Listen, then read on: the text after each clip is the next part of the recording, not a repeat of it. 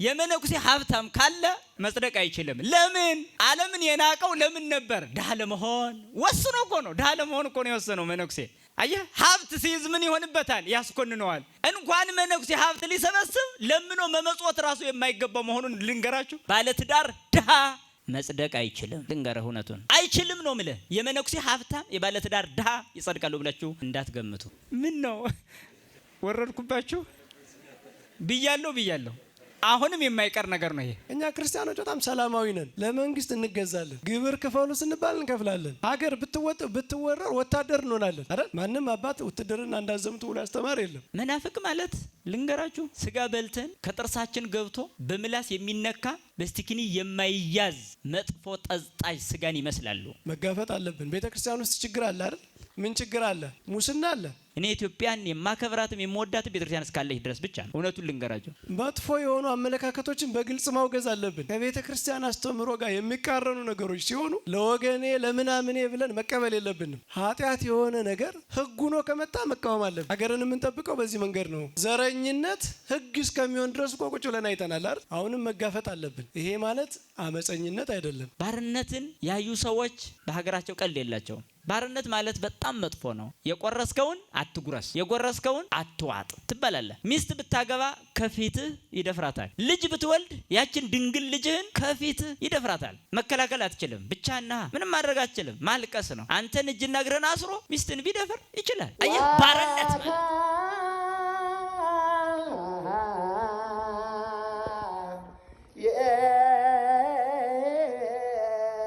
በመንፈሳዊ ህይወታችን ለማደግና ሰይጣንን ድል ማድረጊያ ቁልፉ መሳሪያችን ስጋ ወደሙ ከሆነ ታዲያ ምእመናን እንዴት ነው ችግሮችን በማጥበብና በስጋ ወደሙ ላይ የማያወላውል ግንዛቤ ይዘው ህይወታቸውን ሊቀይሩ የሚገባው?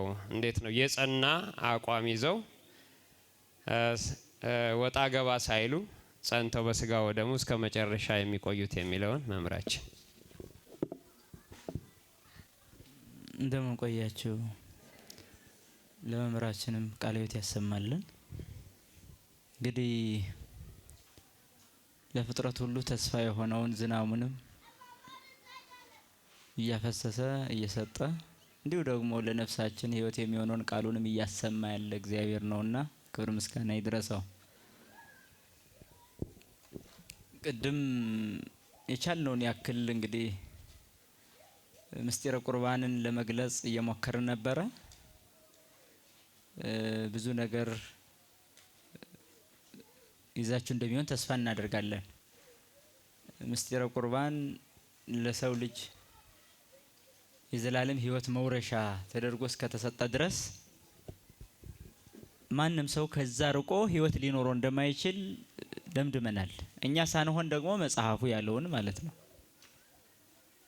እኛ ከታካሚዎቹ መካከል ነን፣ አካሚዎቹ አይደለንም። ባለመድኃኒቱ ራሱ የነገረንን ነው እኛ እየሰጠን እያስተላለፍን ያለ ነው። የሰው ልጅ ልብ ሊለው የሚገባው ነገር ግን በመጻሕፍት የተለካ ሕይወት መኖር መቻል አለበት የሚለው ነው። በመጻሕፍት የሚለካ መጻሕፍት ያዛሉ ብሎ የሚኖር ማለት ነው። እሱ ነው ትልቁ ጉዳይ። ሐዋርያው ቅዱስ ጳውሎስ በሮሜ መልእክቱ ምዕራፍ 8 ቁጥር 5 ላይ እስመ ኩሎሙ ለግዘ ነፍስቶሙ ይገብሩ ዘዝንቱ ዓለም ይሄልዩ፣ ስጋዊ ፈቃዳቸውን የሚፈጽሙ ሁሉ የዚህን ዓለም ሐሳብ ያስባሉ ይላል። ስጋዊ ፍላጎታቸውን ብቻ የሚከተሉ ሰዎች የዚህን ዓለም ሐሳብ ያስባሉ። ወዘሰ ወእለሰ ዘመንፈስ ይሄልዩ ዘመንፈስ፣ መንፈሳዊ ፍላጎታቸውን ለማሟላት የሚታገሉ ሰዎች ደግሞ ሁልጊዜ የሚያስቡት መንፈሳዊ ነገር ነው ይላል። ወህሊና ሁሰ ለነፍስትነ ሞተ ያመጽ ወህሊና ሁሰ ለመንፈስነ ሰላመ ወሕይወተ ይሁበነ። ስጋዊ ፈቃዳችን በእኛ ላይ ሞተ ነፍስን ያመጣብናል። መንፈሳዊ ፈቃዳችን ደግሞ ሰላምን፣ ሕይወትን፣ መረጋጋትን ይሰጠናል።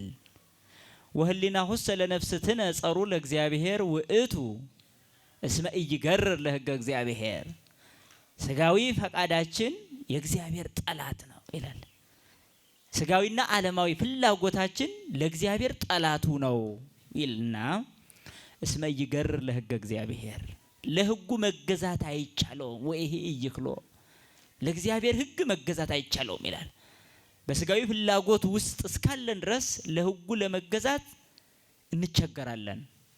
ለዛ ነው አሁን በስጋው ደግሞ ሁኔታ ላይ ስናይ የሰው ልጅ ሁሉ ጊዜ ወደ ኋላ የሚያፈገፍገው ፍላጎቱ ምድራዊ ስጋዊ ስለሚሆን ነው። ስለዚህ ነው ወህሊናሁሰ ለነፍስ ትነጸሩ ለእግዚአብሔር አለ። ስጋዊ ፍላጎታችን የእግዚአብሔር ጠላት ነው። ምክንያቱም ለእግዚአብሔር አይገዛምና ይላል። እስመ ኩሎሙ ለግዘ ነፍስቶሙ ይገብሩ እይክሉ አድልዎ ለእግዚአብሔር። ምን ይላል ሲደመድም ሀሳቡን? ለስጋዊ ፈቃድና ፍላጎት የሚሰሩ ሰዎች ይላል ለእግዚአብሔር ማድላት አይቻላቸውም ይላል። ለእግዚአብሔር ማድላት አይቻላቸውም። አሁን በትምህርቱም ስንማር የነበረው ውስጣዊ ማንነታችን ከፍ የሚልበትና ውስጣዊ ማንነታችን ደግሞ ዝቅ የሚልበት ሁኔታው ምንድነው የሚለውን ነው። ስለዚህ አንድ ክርስቲያን በመንፈሳዊ ሕይወቱ ሁል ጊዜ ለመበርታት ስጋና ደምን መቀበል ግዴታው ይሆናል ማለት ነው። ለምሳሌ አንድ ምሳሌ እናንሳ።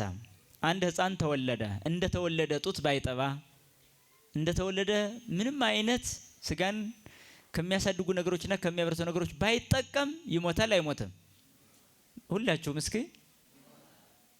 እርግጠኛ ናችሁ? በምን እርግጠኛ ሆናችሁ?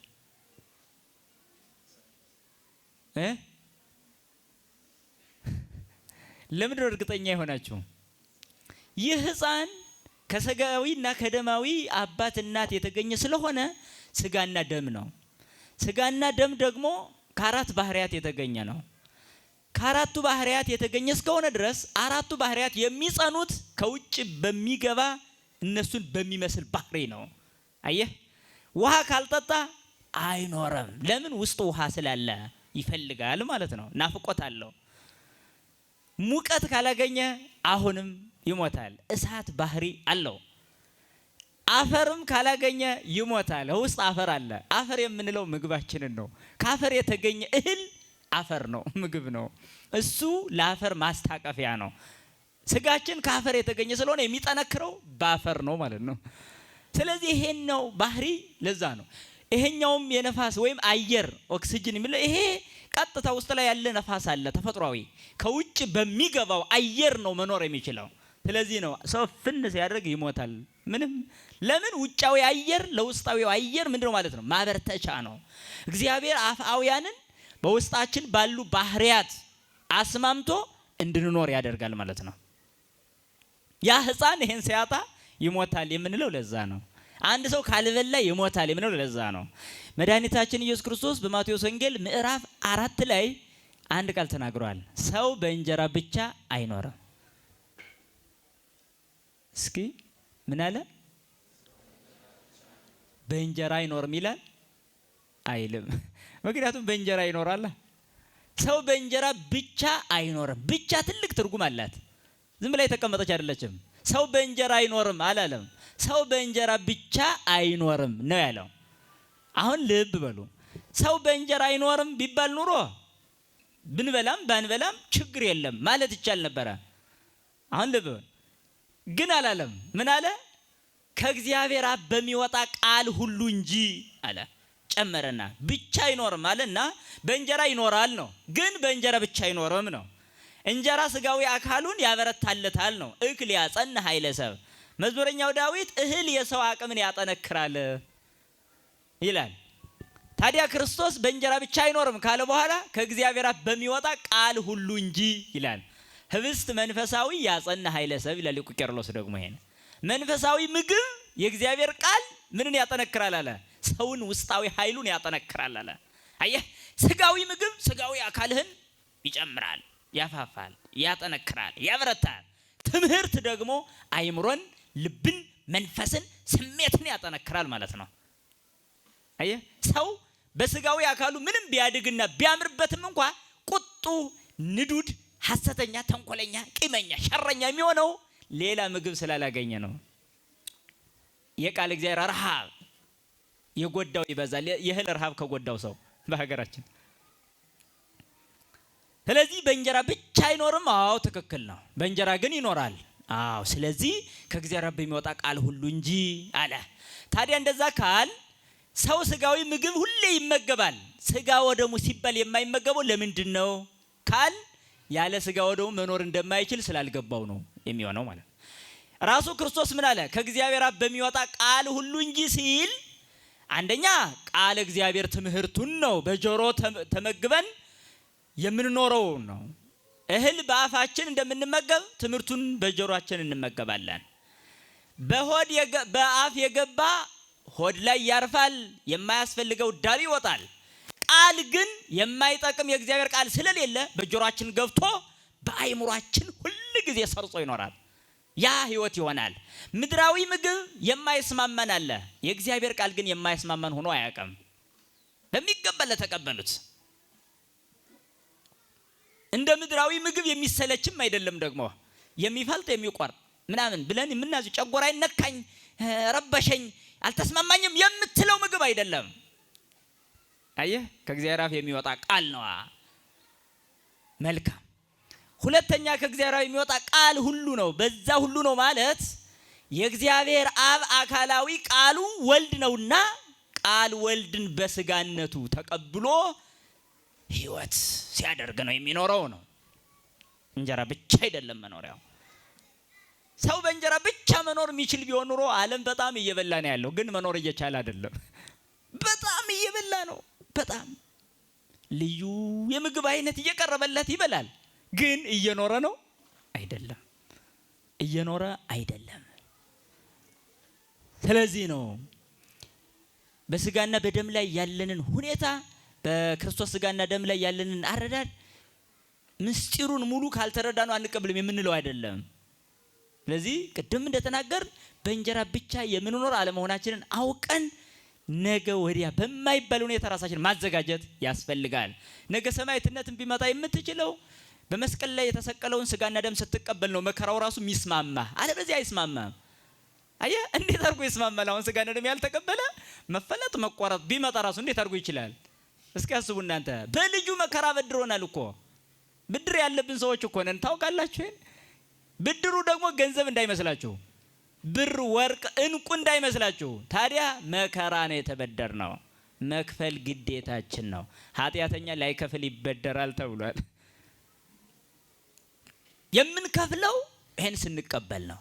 አለዚያ አንከፍልም፣ መክፈል አንችልም፣ እንዋረዳለን ማለት ነው።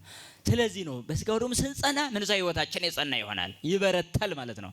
ስጋዊ ምግብ ልክ አካልን እንደሚያበረታ የበላና ያልበላ አሁን ትግል ቢገጥሙ የሚጥለው የበላው ነው ብላችሁ እንደምትመልሱ እርግጠኛ ነኝ አይደል? ዲያብሎስ የክርስቶስን ስጋና ደም መቀበል አይደለም መንካት ማየትም የማይገባው ፍጥረት ሆኗል በራሱ ነጻ ፈቃድ። ዲያብሎስና እኛ ትግል እንገጥማለን። ስንገጥም እሱም ያልበላ እኛም ያልበላን ከሆነ እሱ በመንፈሳዊ ኃይል ጥንካሬ ስላለው መንፈስ ስለሆነ እኛ ደግሞ ኃይል የሆነውን ክርስቶስን በውስጣችን በስጋና ደም ያልተቀበልን እንወድቃለን ማለት ነው። አያችሁ? ክርስቶስን ልክ ስጋና ደሙ ስንቀበል ግን እሱን እንጥላለን። ትግል ላይ ነን ማለት ነው። አያችሁ? ሁሉ ጊዜ ጦር ሜዳ የሚኖር ሰው ትጥቁን አይፈታም። የኛ ደግሞ ትጥቃችን አንደኛው ቃል እግዚአብሔር ነው።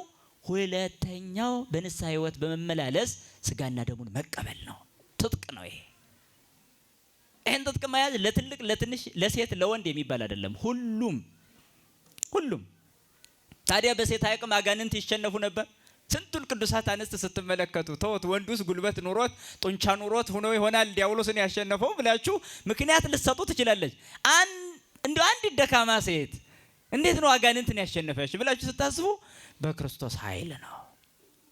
ይሄ ነው የሚሆነው። ስለዚህ ጠንካራ መንፈሳዊ ህይወት ለመምራት ወሳኝ መድኃኒት ነው የምንናገረው ማለት ነው። ስለዚህ በስጋውና በደሙ ላይ ነግ ሰልስት ማለት አያስፈልግም። ጌታ ሰነፎች ብሎ የጠራቸው እኮ እነዚህ ናቸው። ሰነፎች አላቸው። አያችሁ? ሰነፎች ተብሎ ነው የተጠሩት። አይ ነገ ወዲያ ይቀበላለሁ ሲሉ በሞት የተቀደሙ ማለት ነው። ሞትን መቅደም ሳንፈልግ የምንወጣበት ጊዜ ስላለ ፈልገን ነው መውጣት ከዚህ ዓለም ፍቅር። ፍቅሩ ለዚህ ዓለም ጸሩ ለእግዚአብሔር። የዚህ ዓለም ወዳጅ የእግዚአብሔር ጠላት ነው ይላል ቅዱስ ዮሐንስ። ፍቅረ እግዚእ እናት ዓለም የዚህ ዓለም ወዳጅ አለ። የእግዚአብሔር ጠላት ነው አለ። እውነት እኮ ነው። ዓለምን የወደደ ሰው ወደ እግዚአብሔር የመቅረብ በጣም ይቸገራል። በጣም ማለት ነው። ይህ ነው አስሮ የሚይዘን። ስለዚህ ወደ ስጋውና ወደ ደሙ ለመቅረብ ምክንያት መደርደር አያስፈልግም የሚለው በአጽንኦት ነው እየተናገርን ያለ ነው። በአጽንኦት በቃ የይምሰል ክርስትና አይሁን። ብዙ ብንዘክር፣ ብዙ ብንመጸውት፣ ብዙ አብያተ ክርስቲያናት ብናንጽም እንኳ ካልቆረብንበት አንድንም ህንፃ እንድንሰራ አልተላክንማ። በፍጹም አንድም ቦታ ከቅዱሱ መጽሐፍ ቤተ ክርስቲያን ስሩ ተብለን አልታዘዝንም።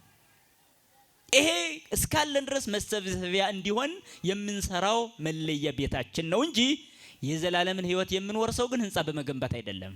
ይሄ ሊታወቅ ይገባል። በእንቁ በምን ልናሸበርቀው እንችላለን? ስጋው ደሙ እስካልተቀበልን ድረስ ግን አንድንም። ይሄን 4 ነጥብ መያዝ አለበት ሰው። አየህ። ስለዚህ ዘላለማዊ የባህሪ ክብሩን በጸጋ ሊሰጠን ቃል የገባው አካሉን ስንቀበል ነው። ቤተክርስቲያን ሰርቶ ስጋው ደሙ ያልተቀበለ ሰው ምን ያደርጋል? ምን ሊያደርግ ይችላል? አያችሁ፣ ምንም እንኳን ለምክንያት ወደ ገሃነም የሚያወርድ ጥቂት ምግባር፣ ጥቂት ክፋት ቢኖር እንኳን ይሄን እየቆረጠ የሚጥለው ይሄ ስጋና ደም ነው። ስጋውና ደሙን እና በተደጋጋሚ እንዲወራ የተፈለገው ለምንድን ነው? የብዙ ምእመናን ድክመቱ እዚህ ላይ ስለሆነ ነው። በቃ ይሄ ነው። ትዳሩ የሚናጋው በዚህ ዙሪያ ይሄ ስለጎደለ ነው። በስራ ቦታው ላይ እንዲህ ብዙ ዓለማዊ ጫናዎች አይምሮን እየሰለቡበት ያስቸገረው በዚህ ላይ ያለው ክፍተታችን ነው። ስለዚህ አሁን የመዳን ቀን ምንድነው ተብሎ የተጻፈው? ዛሬ ነው አይደለም፣ አሁን ነው የሚል ነው። ዛሬ ማለትማ 24 ሰዓት ነው። አሁን ማለት ግን አሁን እየሰማህ መወሰን ነው። አሁን የሚለው ጊዜ አይሰጥም በፍጹም። ዛሬ የሚለውን አይደለም የሚወክለው፣ አሁን ነው። የመዳን ቀን አሁን ነው ብሎ ነው የሚናገረው ቅዱስ መጽሐፍ። ስለዚህ ስጋውና ደሙን ለመቀበል ዝግጁ በመንፈሳዊ ሕይወታችን ጠንካራ ለመሆን የሚያስፈልገው ይሄ ነው። ለስጋዊ አካል መብላት መጠጣት እንደሚያስፈልግ ለመንፈሳዊ አካላችን ለውስጣዊነታችንም ምግባችን ይሄ ነው። ስለዚህ ነው ልባችንን ጠብቁ የተባልንበትም ትልቁ ትምህርት እዚህ ጋር ነው የሚያርፈው። ሐዋርያው ቅዱስ ጴጥሮስም የተሰወረ የልብ ሰው ይሁንላችሁ ብሎ ነው የነገረን። የተሰወረ የልብ ሰው ይሁንላችሁ። የሚገርም ነው። ሰው ወደ ውስጥ ነው የሚገባው። ወደ ውስጡ ካልገባ መንግስተ ሰማያት አይገባም። ውስጣችን የመንግስተ ሰማያት መግቢያ ነው። ለዛ ነው አባቶቻችን ዝምታን የሚመርጡት። በዝምታ ምክንያት ክፉ እንዳይናገሩ ብቻ አይደለም። በዝምታ የሚለጉሙት ራሳቸውን ክፉ ላለመናገር ብቻ ሳይሆን ወደ ውስጥ ለመግባትም ጭምር ነው። ሰው ዝም ባለ ቁጥር ህይወቱን ይመረምራል፣ ህይወቱን ይፈትሻል። ለዚህ ነው ሐዋርያው ቅዱስ ጳውሎስም በሃይማኖት ብትኖሩ ራሳችሁን መርምሩ፣ ራሳችሁን ፈትኑ ይላል። ራሳችሁን ፈትኑ። ስለዚህ ነው በሃይማኖት የሚኖር ሰው ከስጋው ደግሞ ከራቀ ህፃኑ ይሞታል እንዳላችሁ ይሄም ሰውዬ ሙቷል። ስለዚያም ብዙዎቻችን ከተቀበልን ስንት ዓመታችን፣ አንዳንዶች በ40 በ80 ቀን የተውን፣ አንዳንዶች በህፃንነታችን ወላጆቻችን ሲያቀብሉን የተውን፣ አንዳንዶች ፍልሰታን መርጠን የተውን፣ ከዚህ በኋላ በቃ ወጣት ነኝ ከዚህ በኋላ አልበላም ብለን የተውን፣ ስጋና ደግሞ አንቀበልም ብለን የተውን ብዙዎቻችን። እመቤታችን ለመውደድ ስጋው ደግሞ መቀበል ያስፈልጋል። ለዚህ ነው ቅዱስ ሕርያቆስም ኦ ማርያም በእንተ ዝናፈቅረኪ ወነአብየኪ እስመ ወለድኪ ለነ መብልዐ ጽድቅ ዘበአማን ወዘተሕይወት ዘበአማን ብሎ ነው የሚቀሽረው።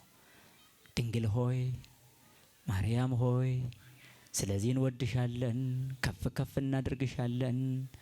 ለምንድን ነው የወደዳችሁኝ ትይን እንደሆነ እውነተኛ መብልን እውነተኛ መጠጥን ወልደሽልናልና ይላል መልሱ። አሁን እመቤታችን እወዳለሁ ቢል ስጋው ደግሞ የማይቀበል ሰው ውሸት ሊሆንበት ይችላል። አያችሁ፣ እስኪ እናቶች ጥሩ ማዕድ አዘጋጅታችሁ እንግዳ ሁኜ መጥቼ አልበላም ብል እንደራበኝ ግን ብታውቁ አይከፋችሁም? ግልጽ ነው ይሄ። ስለዚህ መልካሙን ማዕድ መቀበል መቅረብ በጣም ያስፈልጋል የሚለው ነው። በዚህ ነው መጠንከር የምንችለው ለማለት ለመደጋገም ለማጽናት ነው ወገኖቼ። ለመምህራችን ቃለ ሕይወትን ያሰማልን። ከዚህ በበለጠ ቅድስት ቤተ ክርስቲያናችንን እንዲያገለግሉ እግዚአብሔር አምላክ እድሜን ጸጋን ያድልልን። እኛም በተማርነው ቃል ምግባር እንድንሰራ እግዚአብሔር በቸርነቱ ሁላችንንም ይርዳን። ወደ ሁለተኛው አልፋለሁ። በመጀመሪያው ጥያቄ ላይ የሚጨምሩትም ካለ በዛው አያይዘው መምህራችን መምህር በረከት የሚያነሱልን ቅበተ እምነት ነው። በሃይማኖት በመጽናት ቅድስት ቤተክርስቲያንንና ሀገርን እንዴት መጠበቅ ይቻላል፣ ሁለቱን አስማምቶ እንዴት ማስኬድ ይቻላል የሚለውን መምህራችን የቅድሙን ላይ የሚጨምሩት ካለ አያይዘው በዛ ቃልዮት ያሰማልን። እንደው መምህራችን ደጋግመው በጣም እስኪ ሰርጸን ድረስ ነግረውናል። እኔ እንደው አንድ ነገር መጨመር የምፈልገው በዚህ ዘመን በተለይ ኃጢአት በበዛበት ዘመን አእምሯችን በብዙ ሀሳብ በሚታወቅበት ዘመን በነፍስ በስጋችን በምንፈተንበት ዘመን ፈተና በየትኛውም ዘመን አለ። ይቻለም መቼም ለክርስቲያኖች የምትመች ሆና አታውቅም። በማንኛውም ዘመን አባቶቻችን የኖሩበት ዘመንም የፈተና ነው፣ እኛም ዘመን ፈተና ነው። ኃጢአት ድሮም አለ፣ አሁንም አለ። ግን እናወዳድር ከተባል አሁን ኃጢአት በጣም ተስፋፍቷል፣ ተገልጧል። ደግሞ የኢንፎርሜሽን ዘመን ስለሆነ ክፉ ነገር መስማት፣ ክፉ ነገር ማየት ከበራችን ከእጃችን ድረስ መጥቷል አይደል? እና ኃጢአት በጣም እየታገለን ነው። አሁን እኔ እናንተን መጠየቅ የምፈልገው እናንተን ስጠይቅ እኔንም ማለት ነው የክርስቶስን ኃይል ሳይዙ ይህንን ዘመን ማሸነፍ ይቻላል ይመስላችኋል? ያለ ክርስቶስ ኃይል በዚህ ዘመን ክብራችሁን ጠብቃችሁ ንጽህናችሁን ጠብቃችሁ እንደ ቅዱስ ጳውሎስ ተጋድሎዬን ተጋድያለሁ አሁን የክብር አክሊል ተዘጋጅቶልኛል ማለት ትችላላችሁ? አይቻልም። እና በዚህ ዘመን በተለይ የእግዚአብሔር ኃይል የሚያስፈልገን ዘመን ነው። ኃጢአት የበዛበት ፈተና የበዛበት ዘመን ስለሆነ ይህንን የምነግራችሁ ከነገራችን ላይ ከልቤ አመንጭቻ አይደለም። በእህት አብያተ ክርስቲያናት በሚደረጉ ውይይቶች ብዙ ወጣቶች ከቤተ ክርስቲያን ይጠፋሉ እና ምን እናድርግ፣ ምንድነው ችግሩ ብለው ጠየቁ። እያስተማርን ነው፣ እየመከርን ነው፣ ግን ከቤተ ክርስቲያን ወጣቶች ይወጣሉ እና መርምረው ሊቃውንቶቻቸው የደረሱበት ነገር ከምስጢራት ስለሚርቁ ነው የሚጠፉት። ምክንያቱም የኃጢአት ኃይል በጣም በርትቷል እና የሚቋቋምበት ኃይል አንሷቸዋል።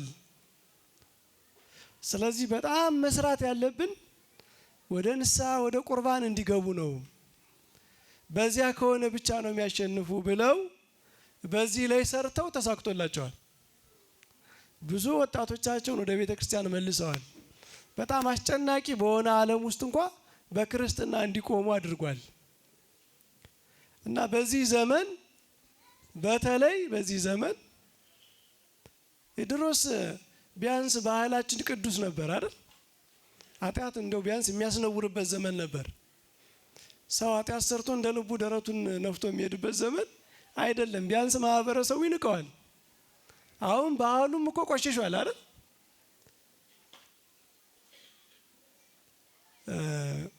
ድሮ ትዳር ሳይዙ መዘሞት በማህበረሰብ የሚያስገልል ነገር ነበር አይደል? ተደብቆ ይደረግ እንደሆነ እንጂ አሁን እኮ በአደባባይ ምንም ቢያደርግ በቃ ኖርማል ነው አይደል? ጓደኛ ተባብሎ ከትዳሮች የፈለገውን ሲያደርግ የሚነቅፈው ሰው እንኳን እየጠፋ ነው። መንቀፍ እንኳን እያሳፈረ ነው አይደል? ኋላ ቀር ያስብላል። እና በዚህ ዘመን ባህሉ በደከመበት ኃጢአት ደግሞ ባየለበት ዘመን የክርስቶስን ኃይል ሳንይዝ መኖር እንችላለን ወይ? በፊትም አንችልም። ግን አሁን ደግሞ በፊት ተደጋግፈን መቼም በባህሉም በምንም ቢያንስ ብዙ ርቀት ወደ ኃጢአት ሳንሄድ ህይወታችን ሊያልፍ ይችላል። እናት አባቶቻችን እንደኖሩት ማለት ነው። አሁን በዚህ ዘመን ግን ይቻላል ወይ? ይሄን ራሳችን መጠየቅ አለብን። ከወደቅን በኋላ ደግሞ ይሄን መመለስ የለብንም። ይሄን ለመመለስ መውደቅ አለብን። ከቤተ ክርስቲያን ከክርስትና መውጣት አለብን። በኃጢአት ውስጥ መጨማለቅ አለብን። ከዚያ በኋላ መድኃኒት ፍለጋ ከምንመጣ ያኔ መምጣታችን ጥሩ ነው። ግን ሳንወድቅ ሳንሸነፍ ኃይልን ለራሳችን ማድረግ አለብን እና በዚህ ዘመን በተለይ ደግሞ ያስፈልገናል ነው። ይሄን ለመጨመር ወደ ሁለተኛው ጥያቄ በሃይማኖት መጽናት። እንግዲህ አሁን ያወራነው ነገር እኮ ስለ ሃይማኖት መጽናት ነው። ሃይማኖት የሚጸናው እኮ በዚህ ነው። ታዲያ በምን ይጸናል? ሃይማኖት በመሳሪያ ይጸናል። ምድራዊ መንግስት ነው በጦር መሳሪያ የሚጸናው አይደል? ሃይማኖት እኮ በሰው ልብ ነው የሚጸናው። የሃይማኖት አገሩ የሰው ልብ ነው። በሰው ልብ ከወጣ ይሸነፋል። በሰው ልብ ላይ ነው የሚጸናው። እና አሁን ስናወራቸው የነበሩ ነገሮች የሃይማኖት ማጽኛ ናቸው። ተጋድሎ ይጠይቃል። ተጋድሎ ይጠይቃል። አሁን ያልናቸውን ነገሮች ሁሉ ብናደርግ ደግሞ ንስሐ ብንገባ ብንቆርብ ምን ብንል የእግዚአብሔርን ጸጋ በተጋድሎ ካላገዝን ቁጭ ብለን አንጸድቅም። እግዚአብሔር ኃይል ነው የሚሰጠን እንጂ እግዚአብሔር የስንፍና አምላክ አይደለም። ከነገራችን ላይ ሁልጊዜ ማወቅ ያለባችሁ እግዚአብሔር ሰው መስራት የሚችለውን ስራ ተክቶ አይሰራም። እግዚአብሔር የሚሰራልን ከኛ አቅም በላይ የሆነውን ነገር ነው እና ማድረግ የምንችለው ማድረግ አለብን። መማር አለብን። የቤተ ክርስቲያናችን ችግር መጋፈጥ አለብን። ቤተ ክርስቲያን ውስጥ የምናየውን ችግር ይሄ የኔ ጉዳይ አይደለም ብለን መተው የለብንም እና የማን ጉዳይ ነው? ቤተ ክርስቲያን ውስጥ ያለ ችግር የማን ጉዳይ? የሁላችንም ነው አይደል? መጋፈጥ አለብን። ምድራዊውን መንግስትስ ጊዜያዊ ነው ብለን ተው ነው። እሱንም መተው የለብንም። በእርግጥ እሱንም ቢሆን የክርስትና በኋላ እናነሳዋለን። የክርስትና ኃላፊነት አለብን። ለጽድቅ መቆም አለብን። ዮሐንስ መጥምቅ ለጽድቅ ቁሞ ነው ሄሮድስ የገደለው አይደል? ለእውነት መቆም ያስፈልጋል። እኛ ክርስቲያኖች የትም ቦታ ላይ እውነትን መጠበቅ አለብን። ግን ደግሞ ከሁሉም በላይ የእግዚአብሔርን ቤት መጠበቅ አለብን። እናም የኛ ጉዳይ አይደለም ብለን የምንተወው ነገር መኖር የለበትም። ለግላችን እስካሁን ባወራ ነው ህይወታችንን መጠበቅ አለብን በቅድስና። እንደ ማህበር ደግሞ ቤተ ክርስቲያን የሚገጥማትን ችግር የእኔ ጉዳይ ነው ብለን መጋፈጥ አለብን ማለት ነው። መጋፈጥ አለብን። ቤተ ክርስቲያን ውስጥ ችግር አለ አይደል? ምን ችግር አለ? ሙስና አለ። እንደውም መንግስት ሙስና የተማረው ቤተ ክርስቲያን ሳይሆን ይቀራል። ማን ነው የሚቀድመው?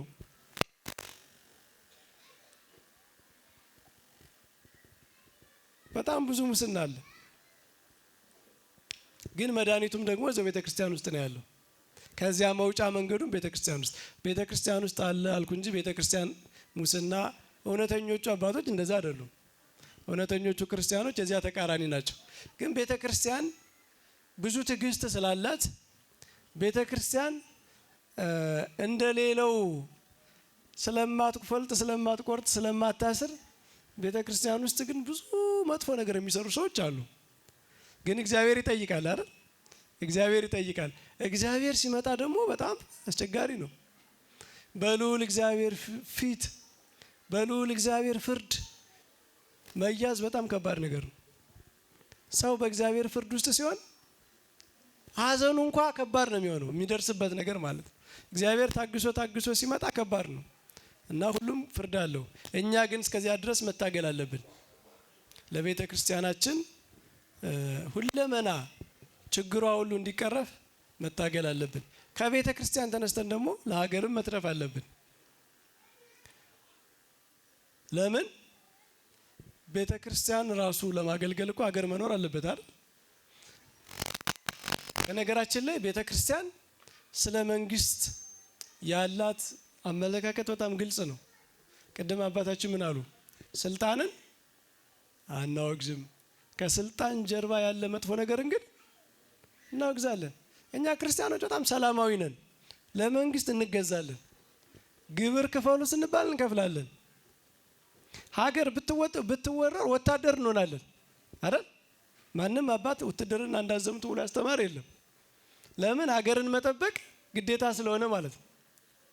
ግን ሀገርን ለሀገር እንደምንከፍለው ሁሉ ወታደር ሆነን ሀገርን እንደምንጠብቀው ግብር ከፍለን ሀገርን እንደምናገለግለው ሁሉ መብታችንንም መጠበቅ አለብን፣ መጠየቅ አለብን ማለት ነው። መጥፎ የሆኑ አመለካከቶችን በግልጽ ማውገዝ አለብን። ከቤተ ክርስቲያን አስተምህሮ ጋር የሚቃረኑ ነገሮች ሲሆኑ ለወገኔ ለምናምኔ ብለን መቀበል የለብንም። ኃጢአት የሆነ ነገር ሕግ ሆኖ ከመጣ መቃወም አለብን።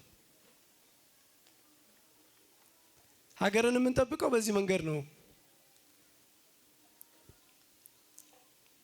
ኃጢአት የሆነ ነገር ፖሊሲ ሆኖ ከመጣ፣ ኃጢአት የሆነ ነገር ሕገ መንግስት ሆኖ ከመጣ መቃወም አለብን። እንደውም ዘግይተናል። አልዘገየንም? ዘግይተናል። ዘረኝነት ሕግ እስከሚሆን ድረስ እኮ ቁጭ ብለን አይተናል አይደል? ዘረኝነት ሕግ እስኪሆን ድረስ ቁጭ ብለን አይተናል። አሁንም መጋፈጥ አለብን። ይህን መከላከል አለብን። ይሄ ማለት አመፀኝነት አይደለም። ቅድም እንዳልነው ለመንግስት ክርስቲያን ሰላማዊ ሆኖ ለመንግስት የሚገዛ ህዝብ ነው። ነገር ግን ኃጢአትን መቃወም አለበት። በየትም ቦታ ቢሆን ኃጢአትን መቃወም አለብን። ሃይማኖታችንን ሀገራችንንም በእውነት መጠበቅ አለብን። ይሄ ካልሆነ ዋጋው ይደርሰናል መልሶ። አሁን አብያተ ክርስቲያናት የሚቃጠሉት በየቦታው የማን ነው? ህዝብ የሚገደለው የማን ነው? ውጤቱ ወደኛ ይመለሳል ማለት ነው። ለመከላከል ለማስተካከል ካልጣርን በእውነት ማለት ነው ቤተ ክርስቲያን የምንም የፖለቲካ ፓርቲ ደጋፊውን አታውቅም፣ መሆንም የለባትም። በነገራችን ላይ ቤተ ክርስቲያን የምንም አይነት የፖለቲካ አስተሳሰብ ደጋፊ መሆን የለባትም። ለምን? ሰማያዊት መንግስት ነች። ሰማያዊ መንግስትና ምድራዊ መንግስት ይረዳዳ ካልሆነ አንድ ሊሆን አይችልም። የቤተ ክርስቲያን ሕገ መንግስት አላት፣ ወንጌል ነው። መንግስት አላት፣ ሰማያዊ መንግስት ነው። ግን ጽድቅንና ኃጢአትን ትለያለች። የትም ቦታ ይገኝ ኃጢአትን ኃጢአት ነው፣ ውሸትን ውሸት ነው፣ ክፋትን ክፋት ነው ማለት አለባት። ይህንን እንዲስተካከል መጋፈጥ አለባት። ይህንን ካላደረግን በኋላ ምንድነው ዘግይተን ገፈቱን እንቀምሳለን ማለት ነው። ችግሩን እንጋፈጣለን ማለት ነው። እና ይህንን ማድረግ አለብን ለማለት ነው። እግዚአብሔር ይስጥልኝ። እሺ፣ ለመምህራችን ቃለ ሕይወትን ያሰማልን። አሜን። እግዚአብሔር አምላክ በቸርነቱ ሰፊ አገልግሎት ዘመንን ከጤና ጋር ያድልልን። የሚቀረን አንድ ጥያቄ ነው። በዚህ በሁለተኛው ጥያቄ ላይ መምህራችን የሚጨምሩት እንዳለ ሆኖ ሶስተኛውንም በዛው አያይዘው ይመልሱልናል። በአሁን ሰዓት በሀገራችን እየሆነ ባለው ጉዳይ ምክንያት አጠቃላይ ማህበረሰቡ ከፍተኛ ጭንቀት፣ የኢኮኖሚ ጫና እንዲሁም ኑሮዋቸውን መግፋት ያቃታቸው ብዙ ምእመናን ሁላችንም ማለት ይቻላል ልጆች ማስተማር የጓዳይ ሚስጥር ከሚወጣ ብለው ደግሞ ችግራቸውን አምቀው በችግር ውስጥ የሚገኙ ብዙ ምእመናን አሉ። በዚህም የተጨነቁ የመንፈስ ጭንቀት ያለባቸው ብዙ አሉና ከእንደዚህ አይነት ውስብስብ ነገር ውስጥ ለመውጣት ምን መደረግ አለበት? በምን አቅጣጫ ቢታሰብ ከምእመናኑስ ምን ይጠበቃል? በአጠቃላይ የሚለውን የቅድሙንም አያይዘው እንዲመልሱ መምህር ጋብዛል። እሺ፣ ለመምህራችን ቃለ ሕይወት ያሰማልን። አላችሁ ግን እኛ ብቻችን የምናወራ እንዲያው ስንሆን ይጨንቀናል። አለን በሉ እስኪ። በጣም ጥሩ ደስ ነው የሚለን መኖራችሁን ስንሰማ። አንዳንድ ጊዜ ሰው እዚህ ቁጭ ይልና ልቡ ያው እዛው ቤቱ ሄዶ ይንጎዳጎዳል። ማታ ምንድነው የምበላው? ምንድነው እንዴት ነው? ይሄ ሰው እንግዲህ ህሊናው እረፍት እንደሌለው ያሳያል። አንድ ወጣት በህሊናው የሚፈተን ወጣት ነውና አባ እንጦንስን ሄዶ ጠየቃቸው። ምን ሆነ የጠየቀ? አባቴ ህሊናዬ በጣም ወዲያ ወዲህ ይላል፣ ሊያርፍልኝ አልቻለም፣ ምን ላድርግ ብሎ ጠየቃቸው። ህሊና በጣም ክፉ ነው። ያዝን ስንል ሁሉ አምልጦ ነው የምናገኘው። በኋላ ምን እንደተባለ እንኳን ሳንሰማ እንጠብቃለን ማለት ነው። እና አባ እንጦንስ ምን አሉ?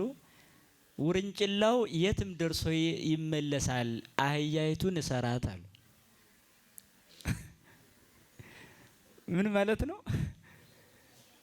የሰውን ህሊና በውርንጭላ ነው የመሰሉት። የውርንጭላ ድካም ሲባል ሰምታችሁ አታውቁም? ይሄ በሀገራችን አባባል የውርንጭላ ድካም ይባላል። ምን ማለት ነው? እንደተወለደች መሮጥ ስለምትጀምር እናቷ ተጭና ገበያ ስትሄድ እሷም ገበያ ደርሳ ነው የምትመለስ። ጥጃ ከሆነች ግን ታስራ ነው የምትቀር ወደ በረሃ ሲሄዱ ሁሉ። ግልገልም በተመሳሳይ ጥጃ ውርንጭላ ግን ታስራ አታውቅም። እርግጥ በገጠሩ ማህበረሰብ ነው በሰፊው የሚታወቀው። እናቲቱ ተጭና ስትሄድ ወደፊት ነው ቀድማ የምትሄደው። እናቷ ገና ስለሆነች ግን ተመልሳ ትመጣለች። አህያይቱን አስረን ውርንጭላይቱ መቆም አትችልም። ትሄድና ገደል ላይ ብቅ ትሄድና የሆነ ቦታ ከዛ በኋላ ተመልሳ እናቷ አቅፍ ትገኛለች። ታዲያ ይህ አባት ምን አሉ? ውርንጭላይቱ የትም ደርሳ ትመጣለች፣ አህያይቱን እሰራት። ምን ማለት ነው? ሁሌም ተኝተንም ተነስተንም ቁጭ ብለንም ምን መንገድ ላይም ህሊና ሊባክን ይችላል። ግን ያን ህሊና ተከትሎ እንዳይሄድ አካላችን ተግባራዊ እንዳያደርግ ያሰብነውን መጠበቅ ነው፣ አካላችንን ነው። ለዛ ነው ህሊና የትም ደርሶ ሊመለስ ይችላል። በሌላም እንዲህ ብለው መልሰዋል። ይህ አባት አንድ ህሊና የሚያስቸግረው ሰው መጥቶ እንዲሁ ህሊናዬ እንዲሁ አስቸገረኝ ሲል እስኪ እስትንፋስ ሳታስወጣ ሳታስገባ ኑር አሉት። አልችልም አለ። በቃ ህሊናም እንደዛ ነው። የሚወጣው ይውጣ፣ የሚገባው ይግባ፣ አንተ ዝም በል። አንተ ዝም በል። የሚወጣው ህሊና ይወጣል፣ የሚገባው ደግሞ ይገባል። አንዱ ይመጣል፣ አንዱ ይሄዳል። ዝም ብሎ ድግስ ቤት ነው እኮ የሚመስል የኛ ውስጣችን። አንዱ ህሊና መጥቶ ይገባል፣ በልቶ ይሄዳል፣ አንዱ ይመጣል፣ አንዱ እንዲህ ነው የምንኖረው። ሆኖም ግን በጸጸት መኖር ራስን መውቀስ ጥሩ ነው። እንግዲህ ሀገርና ቤተ ክርስቲያን በተመለከተ ብዙ ሰው ግንዛቤው አናሳ ነው። አንዳንድ ጊዜ ቤተ ክርስቲያን ካለችኝ ምን ሀገር ምን ታደርግልኛለች ብሎ ያስባል። አንዳንዱ ደግሞ የሀገር ጉዳይ ነው እንጂ ቤተ ክርስቲያን ምን ብሎ ያስባል። አይደለም። ስጋችን የከበረውን ያህል ሀገራችን የከበረች ናት። ነፍሳችን የከበረችውን ያህል ቤተ ክርስቲያናችን በጣም የከበረች ናት። ሰው ነፍስና ስጋ ሆኖ አይደል የሚኖረው? ቤተ ክርስቲያንም ከሀገር ጋር ያላት ውህደት በዚሁ መስመር የሚታይ ነው። ለምሳሌ አሁን እዚህ የተቀመጥነው መሬት ላይ ነው። ይህ መሬት የሀገሪቱ ክፍል ነው። ሀገር ባይኖረን መሰብሰብ አንችልም፣ ቤተክርስቲያን መስራት አንችልም። አያችሁ፣ ስጋ ባይኖር መጠመቅ አንችልም፣ ስጋው ደግሞ መቀበልም አንችልም። ስጋ ለነፍስ ምን ያህል እንደተጠቀመ እናውቃለን አይደል? ምክንያቱም በስጋችን በሰገድነው ስግደት ነው ነፍሳችን የምትጠቀመው። በስጋችን በምንጾመው ጾም ነው ነፍሳችን የምትጠቀመው። በስጋችን በተጠመቅነው ጥምቀት ነው ነፍሳችን የምትወለደው አይደል? ስለዚህ በቅዱስ እጁ የፈጠረው ስጋችን በጣም ክቡር እንደሆነ ሁሉ ቤተክርስቲያናችን የምትኖርባት ሀገርም የከበረች ናት። እኔ ኢትዮጵያን የማከብራትም የምወዳትም ቤተክርስቲያን እስካለች ድረስ ብቻ ነው። እውነቱን ልንገራቸው፣ ስጋዬን የምንከባከበው ነፍሴ እስካለች አይደል? ነፍስ ከሌለችማ በድን እኮ ነኝ፣ በድን ነኝ። ትገንዙኛላችሁ፣ አይኔንም ጭፍን አፍንጫዬንም ዝግት አፍያንም ይሄ የሚለፈልፈው ምላስ ምን አይባል የለም። ማን እስካለች ነው? ይሄ ሁሉ ነፍስ እስካለች ነው። ተመልከቱ፣ ነፍሴ ከወጣች ስጋዬ ወደ መቃብር ነው። ጨረስነ። አንዲት ሀገር ወይም ዓለምን ብላችሁ መጥራት ትችላላችሁ። የእግዚአብሔርን የመንግስቱን ሕግ ወንጌል ተቀብላ ዓለምን ልታድን የተሾመች ቤተክርስቲያን እስካለች ነው ዓለምም የምትድነው የምትኖረው እንጂ ቤተክርስቲያን እስከሌለች ድረስ ዓለምን በሉ ሀገር እንዲሁ ሙት ናት፣ በድን ናት ማለት ነው። በድን ላይ ደግሞ መኖር አይቻልም፣ ይሸታል። በቃ እናቴ ናት ብሎ በድኗን ተሸክሞ የሚኖር ሰው አለ? ሚስቴ ናት ብሎ በድኗን አቅፎ የሚኖር ሰው አለ? የለም። ሕያው ከሙት ጋር ምን አገናኘው? ሀገራችን ሕያው የምትሆነው ቤተክርስቲያን እስካለች ድረስ ነው። ለሌሎቹ ሕያው ልትባል ትችል ይሆናል። እኛ ለምናምነው መንፈሳዊ ጉዟችንን የምናራምድባት ቤተክርስቲያን የምትተከለው የምትሰራው የምንሰበሰበው እዚሁ ከሆነ ሀገር ምን ያህል ትልቅ ክብር እንደሚገባው ማወቅ ያስፈልጋል። ስለዚህ ቤተክርስቲያንን የምንወደውን ያህል ሀገራችንን እንድንወድ እንገደዳለን ማለት ነው። ለምን? አየር ላይ ቤተክርስቲያን አይሰራም። አየር ላይ ጉባኤ መሰብሰብ አንችልም። ወንጌል አይሰበክም። ክርስቶስ እኮ የመጣው እኮ ወደ መሬት ነው። ስለዚህ ሀገር ማለት መሬት ነው። እግዚአብሔር የተመላለሰው እኮ መሬት ላይ ነው። ስለዚህ እኛም የምንመላለሰው መሬት ላይ ነው። ከላይ የመጣው ከሁሉ በላይ ነው። እኛም ከስላሴ የተወለድን ከሁሉ በላይ ብንሆንም በዚህ እግዚአብሔር በፈጠረው መሬት ላይ ግን ስልጣን አለን። እኛም ስልጣናችን ይሄ ግን ዘላለሙ አይደለም፣ የመኖር ጊዜያዊ መቆያችን መሆኑን እናምናለን። ጊዜያዊ መቆያችንን ግን እንዲነሱን ግን አንፈልግም። እግዚአብሔርን የምናከብረው እዚሁ ነን ነው፣ የምናመልከው እዚሁ ነን ነው። መንፈሳዊ የነገ ዘላለማዊ ህይወትን የምንሰራው እዚሁ ነን ነው፣ የምናተርፈው እዚሁ ነን ነው። እንዴ ማትረፍ ፈልጋለሁ ግን ገበያ አያስፈልግም ማለት ይቻላል እንዴ? አንድ ሰው እሺ ነጋዴ ነው እንበል፣ እሺ ማትረፍ ይፈልጋል፣ እሺ ገበያ አልፈልግም እንደ ማለት ነው። እኔ ክርስቲያን ነኝ መንፈሳዊ ነኝ ሀገር አያስፈልገኝም ካለ በየት ሆኖ ነው እያተረፈ ያለው? መጽውተ ከሆነ የምትድነው ይኸው ድሃው ያለው መሬት ላይ ነው። አስራት ከፍለ ከሆነ የምትድነው ካህናቱ ያሉት መሬት ላይ ነው።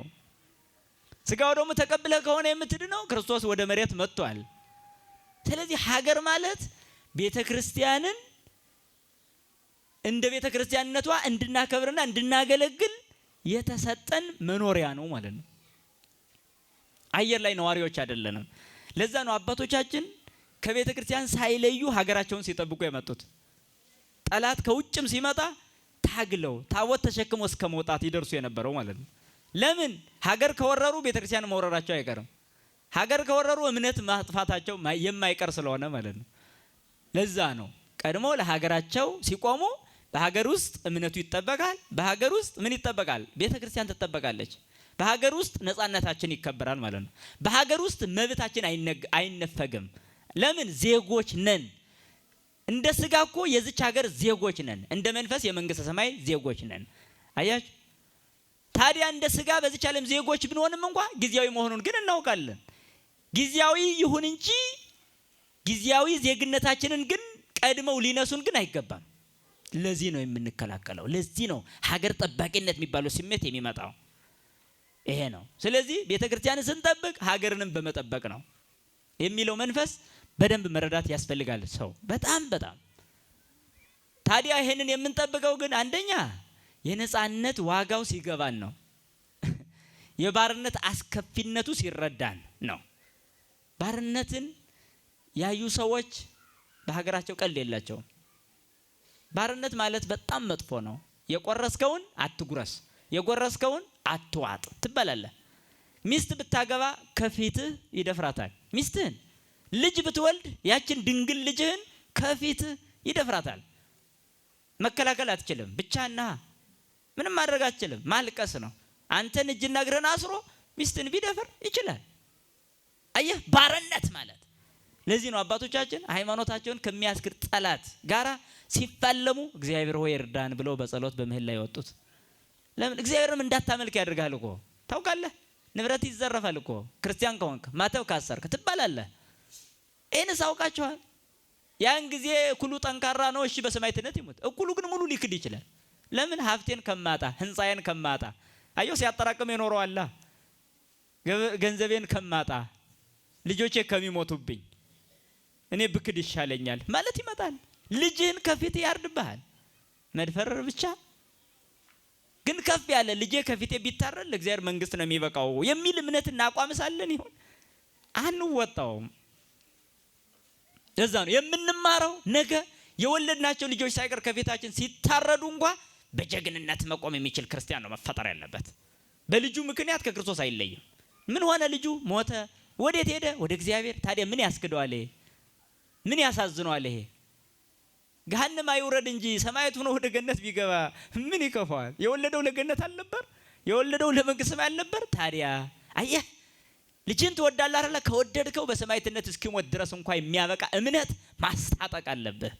እሱ ነው እና ሀገር ሲባል እንደ ቀላል አትዩ። ቤተክርስቲያን የሌለችባት ሀገር በድን ናት። አሁንም ማወራው እንደዛ ነው። በድን ይሸታል። ለዛ ነው ሀገራችን አሁን ቤተክርስቲያንን አምዘግዝጋ ለመጣል ስትፈልግ እየሸተተች ሄደች። እየሸተተች ያቺ ኢትዮጵያ ሁሉ አልሆነ እያለች ማለት ነው። ዘረኞች ምናምን ይበዙባታል። በጣም መጥላላት፣ ሰውን ከሰው መለየት፣ ማረድ፣ እንዲህ አይነት ስሜት፣ ጭካኔ ይበዛል። እነዚህ ሾዎች የት በቀሉ? ከየት መጡ? እሾሃሜ ከላይ ይብቀልብ የተባለው እዚህ ሀገር ነበር። እነዚህ ሾዎች ከየት መጡ? አየህ ይህንን አሁን ነው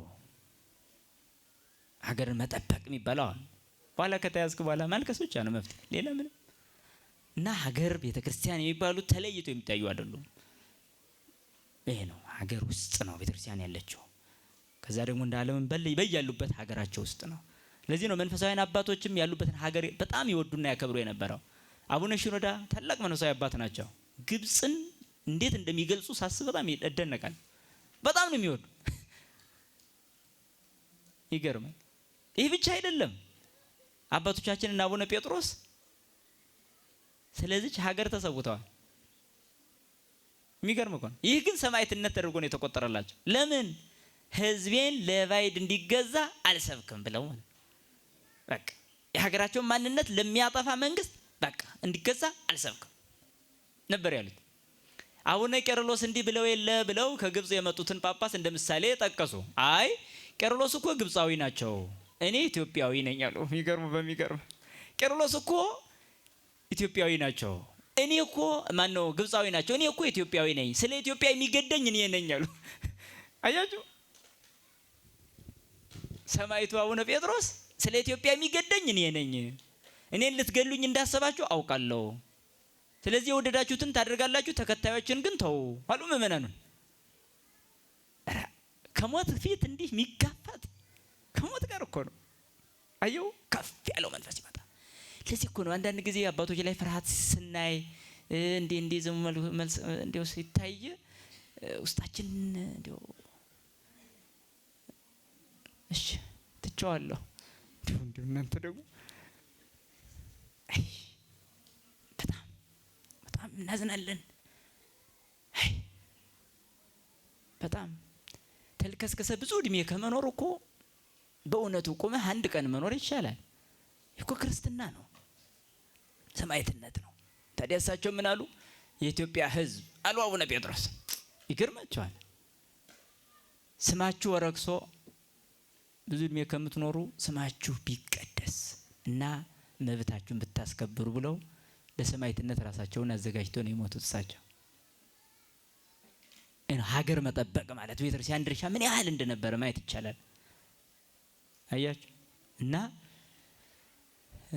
ሀገርና ቤተክርስቲያን እንዲህ ናቸው። ታዲያ በዚች በሀገራችን ውስጥ የምንኖር ኦርቶዶክሳውያን በኢኮኖሚ ደረጃ ያለንን አቅም ማነስ ደግሞ የሚያሳይ ጥያቄ ተጠይቋል።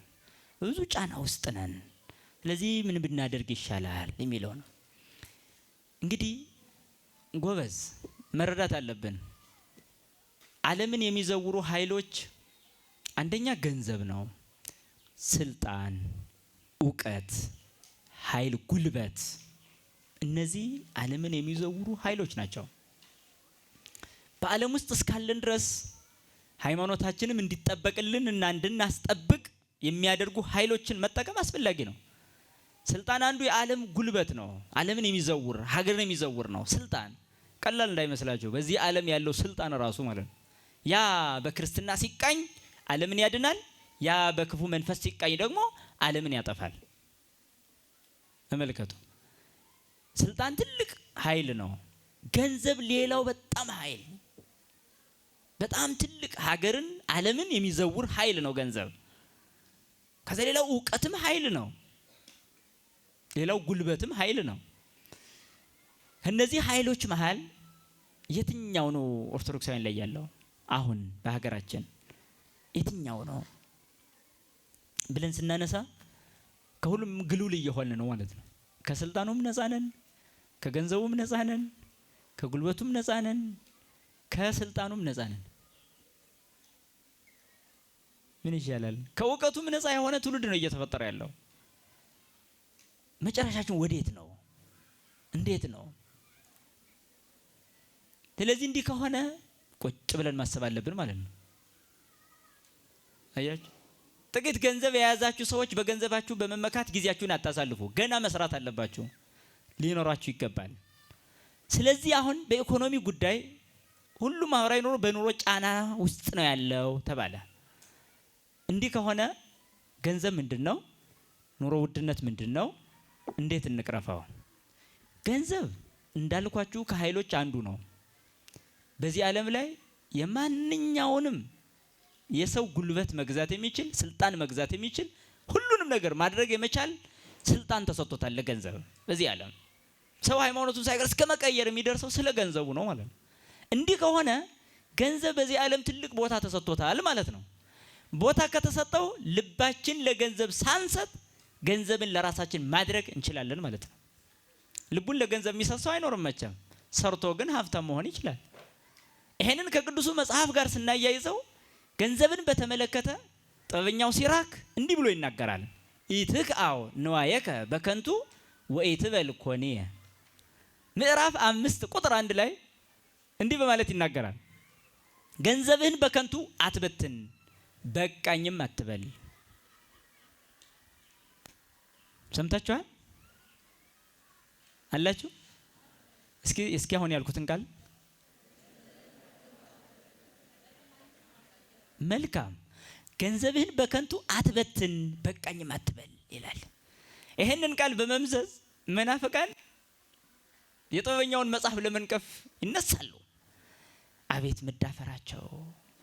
መናፍቅ ማለት ልንገራችሁ፣ ስጋ በልተን ከጥርሳችን ገብቶ በምላስ የሚነካ በስቲኪኒ የማይያዝ መጥፎ ጠዝጣዥ ስጋን ይመስላሉ መናፍቃን። መግለጫቸው ይሄ ነው። መናፍቅ ማለት እንዲህ ነው። ሐሰት ራቁቱን አይቆምምና ጥቅስ ይዞ ይመጣሉ። ይሄንን መጽሐፍ ለመንቀፍ ምን አይነት ጥቅስ ይመዛሉ? መድኃኒታችን ኢየሱስ ክርስቶስ ክብር ይግባውና በማቴዎስ ወንጌል ምዕራፍ 6 ላይ ገንዘብ አትሰብስቡ ያለውን ጥቅስ ማሳመኛ አድርገው ያመጣሉ። ለምን? ውሸት ራቁቱን አይቆምማ። ልብስ ለብሶ ነው የሚቆም አምሮበት። ለምን? ራቁቱን የቆመ የሚቀበለው የለምና። ስለዚህ ጥቅስ ለብሶ ይቆማል ማለት ነው መናፍቅ። እንዳይመስልህ ገንዘብ አትሰብስብ አውዳለው፣ ገንዘብ ሰብስብ አውዳለው፣ ምስጢር አለው፣ ትርጉም አለው። ገንዘብህን በከንቱ አትበትን ማለት በየመጠጥ ቤቱ በየሰርግ ቤቱ ገብተህ ለአዝማሪ ለዘዋሪ እየሰጠህ ገንዘብህን በከንቱ አትበትን ነው። ለማይጠቅመው ለስካር፣ ለዝሙት፣ ለክፋት አታውል ነው። ስንቱ ነው ገንዘብን ለክፉ የሚጠቀመው? ለመዝናናት ሲል ብቻ ስንት ወጪ ያወጣል። በከንቱ አትበትን ይልሃል። ይሄን ነው አያችሁ። ከኢትዮጵያ እኮ ውጭ ሀገር ለጉብኝት ብለው ብቻ ልጆቻቸውን አሳይተው ለማምጣት፣ ለዛውም መንፈሳዊ አይደለም፣ ገዳማትን ሊሳለሙ ትምህርት ሊማሩ አይደለም። ታዲያሳ መናፈሻ አይተው ለመምጣት ስንት ወጪ የሚያወጡ እኮ ሰዎች እየተፈጠሩ ነው አሁን በዚህ ዘመን። ይሄው ኑሮ ውድ ነው እየተባለ ባለበት ይሄን ነው በከንቱ አትበትን ያለው። በቃኝ አትበል ማለት ደግሞ በጣም ይገርማል እኮ። በቃኝ አትበል ብሏልና ስለዚህ መጽሐፈ ሲራክ ትክክል አይደለም ይሉናል።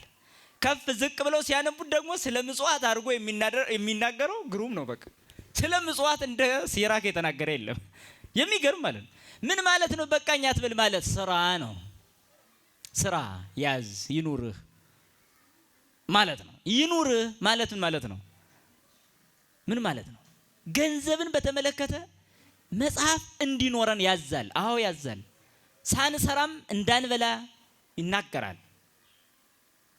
ሊሰራ የማይወድ አይብላ ይላል ሐዋርያው ቅዱስ ጳውሎስም። ሊሰራ የማይወድ አይብላ ማለት የማይሰራ አይብላ ማለት አይደለም። ምክንያቱም ሆድ ያለው አካል የሌለው ቢኖር የግድ መብላቱ አይቀርም። ሊሰራ የማይወድ ነው። ዘኢይፈቅድ ይትቀነ ኢይሴሴ። ሊሰራ የማይወድ አይብላ ነው። የማይሰራማ ሕፃንም ይበላል፣ ሽማግሌም ይበላል፣ በሽተኛም ይበላል፣ ግን አይሰራም።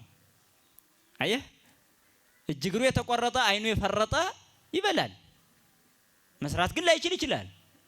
ስራ ስለማይወድ ግን አይደለም፣ መስራት ስለማይችል ነው።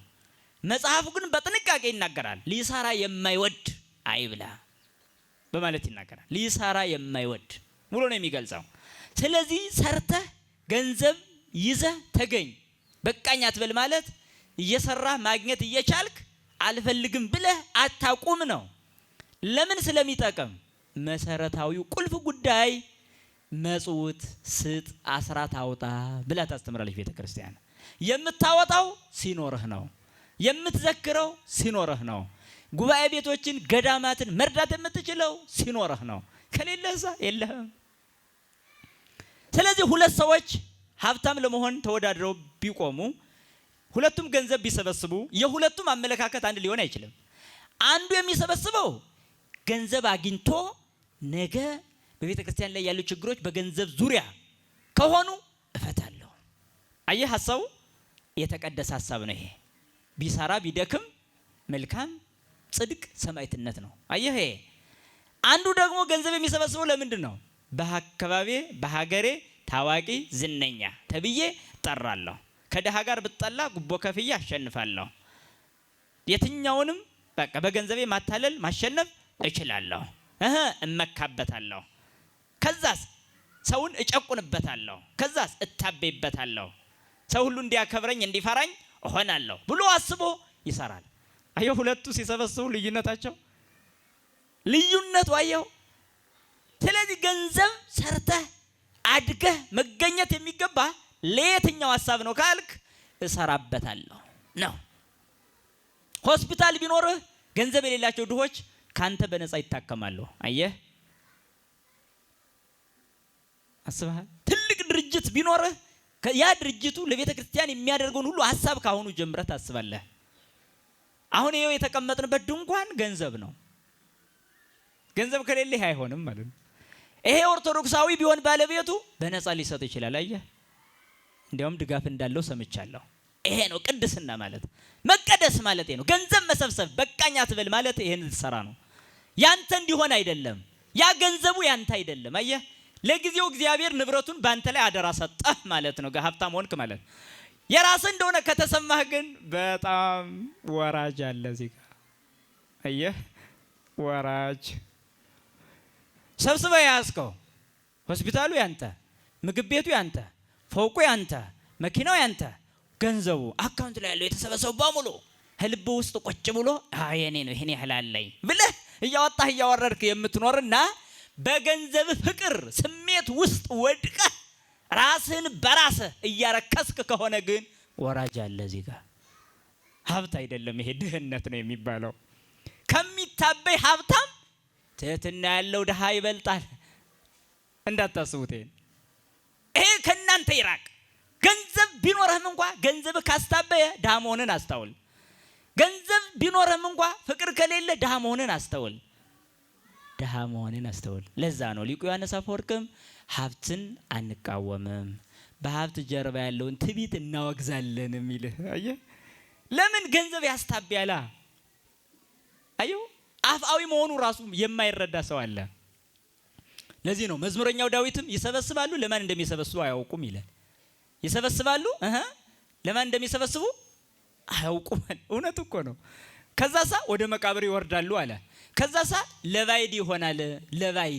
ባይድ ማን ነው? አስቦ ሳይሰጥ ስለሄደ ላላሰበው ይሆናል።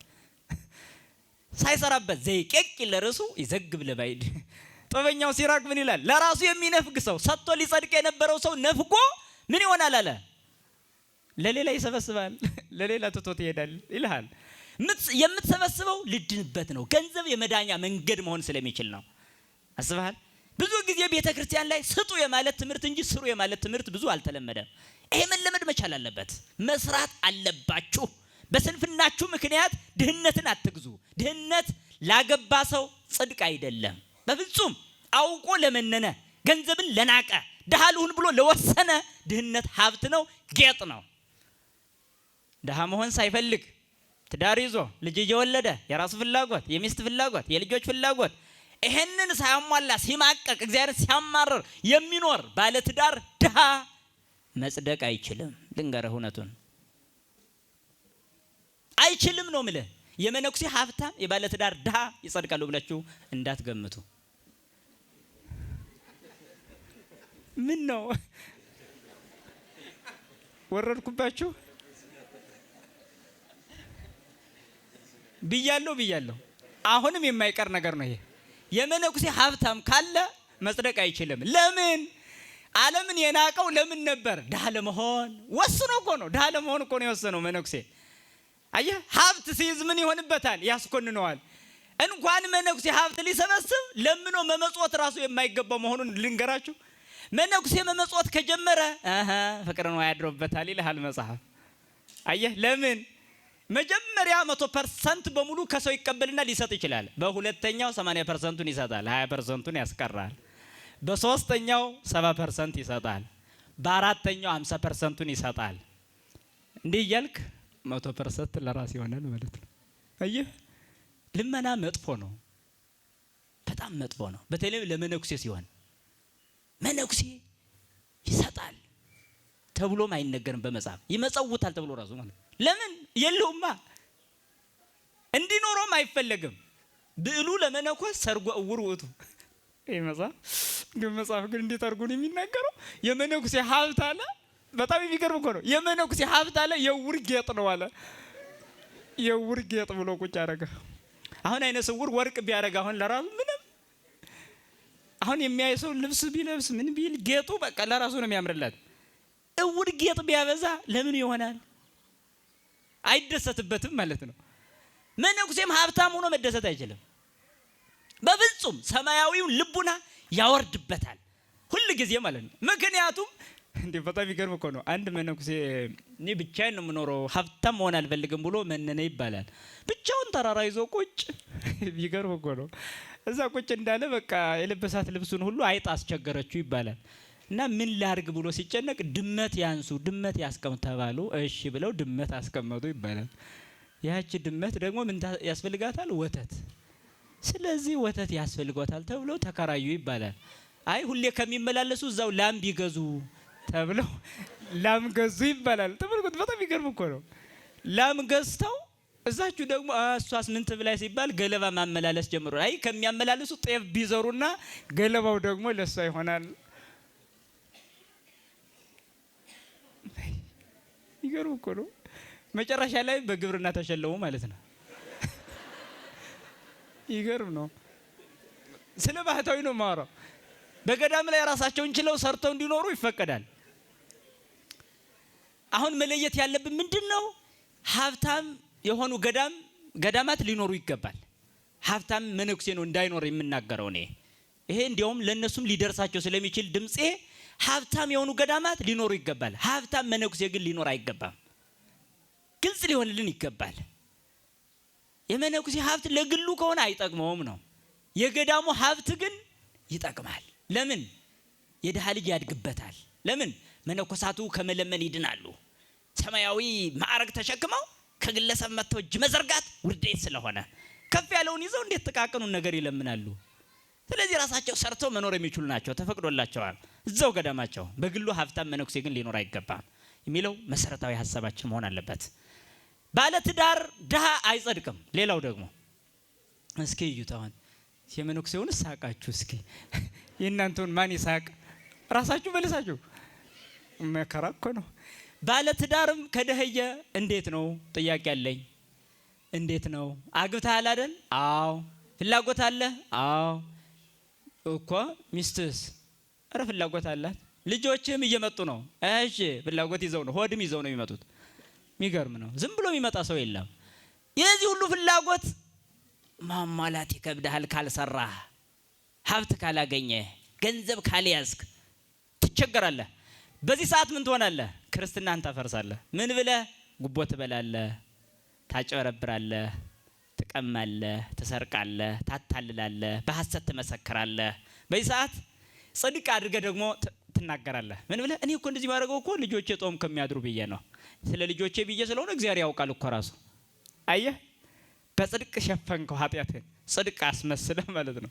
የለም መጽሐፌን አይለንም። እግዚኦ መኑ ያሐድር ውስተ ጽላሎትከ ወመኑ ያጸልል ውስተ ደብረ መቅደስከ ዘንጹህ ልቡ ወንጹህ ደይሁ ወዘየሐውር ጽድቀ ወዘይነብብ ጽድቀ በልቡ ወዘይገብረ እኩየ ዲበ ቢጹ ወዘያጻለ አዝማዲሁ ወዘምኑን በቅድሜሁ እኩይ ዘያከብሮም ለፈራህያነ እግዚአብሔር ዘይምህል ለቢጹ ወይሄሱ ወዘይለቃህ ወርቆ በረዴ ወዘይነሳ ህልያለ በላይ ለቢጹ ወዘይምህል ለቢጹ ወይሄሱ ዘይገብር ከመዝ እይታወክ ለዓለም። ይሄን ያለን መጽሐፍ ምን አለ? አቤቱ በመንግስተ ሰማይ የሚኖር ማን ነው? ወደ መመስገኛስ ቦታ የሚገባ ማን ነው ብሎ ይጠይቃል ነብይ። ተሰጥኦ መንፈስ ቅዱስ ይመልስና በንጹህ የሚሄድ በንጹህ እጆቹም ንጹህ የሆኑ በልቡም እውነትን የሚናገር ይላል። በልቡም እውነትን የሚናገር ልብ በሉ፣ በሽንገላ የማይናገር እውነትን የሚናገር ምሎ የማይከዳ እግዚአብሔርን የሚፈሩትን የሚያከብር ባራጣ ገንዘቡን ያላበደረ ባራጣ ተመልከቱ፣ ለባልንጀራው ምሎ ያልከዳ እንዲህ ያደረገ እሱ ሳይታወቅ በመንግስቴ ይኖራል ይላል። ሁከተ ነፍስ ሳያገኘው ይኖራል ይላል። ይሄን ያፈርሳል። ለምን? ድሃ በመሆኑ የቤት ክራይ የምናምን የሚባለው ይመጣል። በዛው ደግሞ ወይ ደግሞ ኑሮ ውድነት የሚባለው እዚሁ ተከትሎ ይመጣል። አየህ። ስለዚህ ገንዘብ ተሰርቶ በትክክለኛው መንገድ ተገኝቶ ሀብት ያለህ መሆን ኃጢአት አይደለም። ለቤት የሚገባውን መያዝ፣ ከዛም በላይ ደግሞ ለሌላውን በምትረዳው ገንዘብ መስራት። ይህንን ቅዱስ ጳውሎስም አስተምሮታል። ለልጁ ጢሞቴዎስ ሲነግር የዚህ ዓለም ባለጸጎችን በያዙት ሌላው ይረዱ ዘንድ አስተምራቸው፣ ምከራቸው ብሎ ነው ያስተማረ። አያችሁ፣ ያለን ይበቃናልንም አንድ ትምህርት ነው። ብዙ ይዘን ደግሞ ሌላውን መርዳትም ሌላ ትምህርት ነው። ይህን ማጣጣም ያስፈልጋል እንጂ ስንፍናን በጥቅስ መሸፈን አያስፈልግም። አንዳንዶች የሚጠቅሱት ደግሞ ዓለም ኃላፊ ናት ብለው ይጠቅሱና አዎ ኃላፊ ናት፣ አዎ ኃላፊ ከሆነች ከያዝከው ስጥ።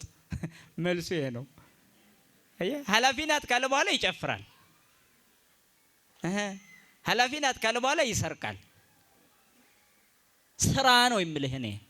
በጌጠኛ ቤት ልማት ይሁን የተባለ በቅዱሱ መጽሐፍ ሲነገር ይሄ በጣም ማስተዋስ ያስፈልጋል። ኦርቶዶክሳውያን አንዳንድ ጊዜ ዝም ብሎ ጥቅስ እየመዘዘ እንደ ፕሮቴስታንት የማይገባውን ነገር ይዞ ዝም ብሎ የሚጠፋ ሰው አለ። አይደለም፣ መሰረታዊ ገንዘብ ያስፈልገዋል። በቃ ይህን አቋም መያዝ መቻል አለበት። ገንዘብ ከመንፈሳዊ ህይወት አያርቀውም ለትክክለኛ ሰው። ውሸተኛ ከሆንክ ድሃም ብትሆን ኃጢአት መስራት አይቀርም። አሁን አልኩ እኮ ይኸው ገንዘብ ያለው ጻድቅ አለ፣ ድሃ ሆኖ ኃጣ አለ። ለዛ ነው ክርስቶስም በሉቃስ ወንጌል ምዕራፍ 9 ቁጥር 16 ላይ እንዲህ በማለት ይናገራል። እስመ ውሉደ ዝ ዓለም ይጠበቡ በዓለሞሙ እሙሉደ ብርሃን። የዚህ ዓለም ልጆች ክርስቲያኖች ዓለምን ንቀው መንነው ከሚኖሩ ከብርሃን ልጆች ከመነኮሳት በልጠው ተገኙ ይላል። ለምን? መነኩሴ ፈቃድ ቢነሳበት ሰግዶ ደረት ደቅቶ አልቅሶ ነው የሚያሸንፈው። የዚህ ዓለም ግን ፈቃድ ቢነሳበት ባል በሚስቱ ሚስት በባሏ ፈጽመው ይኖራሉ። ተመልከቱ፣ ይሄን ይፈጽማሉ። ይሄ ሆኖ ግን በያዙት ገንዘብ ምጽዋት ሰጥተው ቤተክርስቲያን አሰርተው አስራት በኩራት ከፍለው ይጸድቃሉ። መነኮሳት የሚወርሷትን መንግስተ ሰማያት በዚህ ዓለም ሆኖ ይወርሳሉ። ለምን? ከመነኮሳት ይኸው ተጠብበው ተገኙ። ይሄም ዓለም ሳይቀራቸው ያም ዓለም ሳይቀራቸው። ይሄም የሆነው ሲኖርህ ነው። ከሌለህ ግን ሐሜተኛ ተንኮለኛ ነው የምትሆነው። ስለዚህ ስንፍናን የሚያከብር የቤተክርስቲያን ትምህርት የለንም። ለዛ ነው አንተ ሰነፍ ባሪያ ያልነው። ተዋት፣ ሰነፍ ባሪያ ክፉ ነው የተባለ። ሰነፍ ሁሌም ክፋት አለው። በሰነፍ ልብ ውስጥ ክፋት አለ። ሁሌም ክፋት፣ አስተውሉ። በሰነፍ ልብ ውስጥ ሁሌም ክፋት አለ። እኔ የማይቀር ጉዳይ ነው። ስንፍና ክፋትን ያመጣል። ለዛ ነው። ስለዚህ ገንዘብ ላይ ያለን አመለካከት ሰርተን ያለን በመሆን ብንችል በግላችንም ከፍ ባንችል በጋራ ከፍ ያሉ ድርጅቶችን ሳይቀር መፍጠር ይኖርብናል ማለት ነው። ይሄ ተግባራዊ ታደርጋላችሁ ታደርጋላችሁ? እንሰራለን አንሰራም? በቃ ቃል ገብታችኋል። ይሄ ዝም ብሎ ትምህርቱ ዝም ብሎ ተዘርቶ የሚቀር መስሏችሁ? የለም። በቃ በግላችሁ አቅም ያላችሁ አቅም የሌለውን ክርስቲያን ደግፉት። በዚህ ማደግ አለብህ። በዚህ መሄድ አለብህ ማለት ነው ያለባቸው። ሁልጊዜ ሰራተኛ እንዲኖር የሚፈልግ ክርስቲያን ትክክል አይደለም። የቤት ሰራተኛውን ጨቁኖ የቤት ሰራተኛዋን ጨቁና እዛው እንደ ሰው እንኳን ሳትቆጥር እንደ እግዚአብሔር ፍጡር እንኳን ሳትቆጥር የምትኖር ክርስቲያን ቤተክርስቲያን ሄዳ ስማኝ ብትል ማን ይሰማታል? አንቺም በቤትሽ ያለችዋን ሰራተኛ ስሚያት። ልብስ የላትም ስሚያት። ነፃነት የላትም ስሚያት። አየሽ፣ በገንዘብ ምክንያት አንቺ ጋር ገብታ የዕለት ምግቧን ለማግኘት የምትሰቃየዋን አንዲት ምስኪን ያላከበርሽ እግዚአብሔር እንዲያከብርሽ ለምን ትጠይቂያለሽ? ጊዜያዊ ሀብት ስላገኘሽ ጥቂት ገንዘብ አጥታ አንቺ ቤት የገባችዋ ካንቺ የምታንስ መሰለችሽ? ይሄ ብልግና መቆም መቻል አለበት። አስተውሉ እንጂ ጎበዝ። አንዲት ክርስቲያን ከቤትሽ ገብታ የዕለት ምግቧን ለማግኘት ስትሰቃይ እንዲሁ እንደ ሰው እንኳን የማትቆጥሪበት ጊዜ እኮ አለ። ቤተክርስቲያን ነይ እንሂድ እንኳን የማትይበት እንድትቆርብ እንኳን የማታደርግበት ክፋት አይደለም ይሄ? ይሄ ተንኮል አይደለም? ይሄ ምቀኝነት አይደለም? ይሄን ይዘን ነው ቤተክርስቲያን ሄደን የምንጮኸው? አቤት ጸሎት! አቤት! የቤት ሰራተኛዋን እየረገጠች ሄዳ ብታቀርብ ጸሎቷን ማን ይሰማል? የሷን ጸሎት አንቺ አልሰማሽም። የሷን ጩኸት አልሰማሽም። የሷን የልብ ሮሮ አልሰማሽም። ምን እንደሚከፋት፣ ምን እንደሚያሳዝናት፣ ምን እንደሚያስደስታት እንኳን አታውቂም። እሷም እንጂ በልጅነት ካንቺ ጋር እኩል ናት። የክርስቶስ ልጅ ናት። ስጋው ደግሞ ያስፈልጋታል። ይኸው ሕይወት መምጣት ይጠበቅባታል። እሷም ከፍለሽ ታውቂያለሽ። ለሷ ነይ እስኪ እንማር ዛሬ ብለሽ ጋብዘሽ ታውቂያለሽ? እንዲህ አይነት መርሃ ግብር እንዲያውም አሁኑን አንቺ ሂጂ ብለሻል? የእግዚአብሔር ቃል መስማት የለባትም? እሷ መማር የለባትም? ስጋውና ደሙን መቀበል የለባትም? ይሄ ለሰራተኞቻችሁ ጨካኝ ልብ ላላችሁ ሁሉ ይድረሳችሁ። ሩሩ ልብ የለንም ብዙዎቻችን። ገንዘብ ስናገኝ እንረሳዋለን ነገሩን ሁሉ። አያችሁ፣ ጠፊ ነው። አስተውሉ። ለዛ ነው ገንዘብ ይኑራችሁ፣ ግን በገንዘብ ጀርባ ላይ ግን ብዙ ክፋትን አትያዙ ተው የምንለው። እንደዚያ ነው። ወደ እግዚአብሔር አይናችንን እናንጋጥጣለን። ወደኛ አይናቸውን ያንጋጠጡ ከኛ በታች ያሉ ደካሞችን ግን አናውቅም፣ ጭራሽ አንራራም። ቢኖር መስጠት ባይኖር ህዘን ነው የተባልነኛ እስከዚህ ድረስ ማለት ነው። እና ሌላውን መርዳት እንዲያድግ መደገፍ፣ ይሄ ክርስትናችን ነው። ይሄ ልኬታችን ነው፣ መንገዳችን ነው። ስለዚህ በዛም በዛ የጋራ ተቋም፣ የጋራ የህብረት ተቋም ሁሉ መፍጠር ማሳደግ ይቻላል። ይሄን ፍጠሩ እስኪ ቀጣይ እንስማ። በቃ ሐዋሳ ከተማ ላይ እንዲህ አይነት እድገት እየታየ ነው መባል የለበትም? አለበት። እኛስ ጉሮሯችን ለምን ይደርቃል? ዝም ብሎ በከንቱ በቃ ዝም ብላችሁ አድንቃችሁ ቤታችሁ እንድትገቡ ነው? አይደለም። መብቀል አለበት። መሬት ዝናብ እስካገኘ ድረስ ሳር ታበቅላለች። የሰው ልብም ቃል እግዚአብሔር እስካገኘ ድረስ ትለመልማለች፣ ታሳያለች። እና በእንደዚህ አይነት በኢኮኖሚ የማደግ ምስጢር መምጣት አለበት በፍጹም። አለበለዚያ ይሄን ዘመን አንሻገርም፣ አናልፍም፣ ፈተናዎችንም አናልፍም። የግብጽ ቤተክርስቲያን ምእመናኖቿን አሁን ነፃነት ያወጀች በኢኮኖሚ አቅም ነው። በህዝብ ብዛት 20% ኦርቶዶክስ ነው። በኢኮኖሚ ግን 75% የኦርቶዶክስ ነው። አየህ፣ ከዚያስ አሁን ኦርቶዶክሶቹን መንካት ሀገርን መንካት ሆነ ማለት ምን ይባል? አየህ ኢኮኖሚ እንዴት እንደሚጠቅም፣ ሀገር እንዴት መገንባት እንደሚቻል፣ በኢኮኖሚ መያዝ እንዴት እንደሚቻል። እኛ ሰነፎች ነን፣ ወረኞች ነን። እግር ዘርግቶ ከማውራት ከማማት የዘለለ ስራ መስራት የማንችል እየሆን ነው። ልናስተውል ይገባል። መደገፍ መደጋገፍን መልመድ ያስፈልጋል። ይሄ በፍጹም ገንዘብ መሰብሰብን ከመንፈሳዊ ህይወት የሚያወጣ እንደሆነ እንዳታስተውሉ። ቅድም እንዳልኳችሁ በልዩነት መታየት አለበት። አንዳንዱ ለክፋት ያጠራቅማል፣ አንዳንዱ ለስራ ያጠራቅማል። ስለዚህ ለመልካም ስራ የሚያጠራቅመውን ሰው ደግፉት። ራሳችሁም ለእንደዚህ አይነት መልካም ስራ መነሳሳት አለባችሁ። እስካሁን ድረስ ባላችሁ አቅም ቤተክርስቲያን በመደገፍ ረገድ ትልቅ አስተዋጽኦ እያደረጋችሁ በኢኮኖሚ አቅም ከፍ ያላችሁ ምእመናንም የበለጠ ከፍ ልትሉ ይገባል እንጂ ልትቆሙ አይገባም። ለዛ ነው በቃኝ አትበል ያለ ሲራክ። በቃኝ አትበል አለ።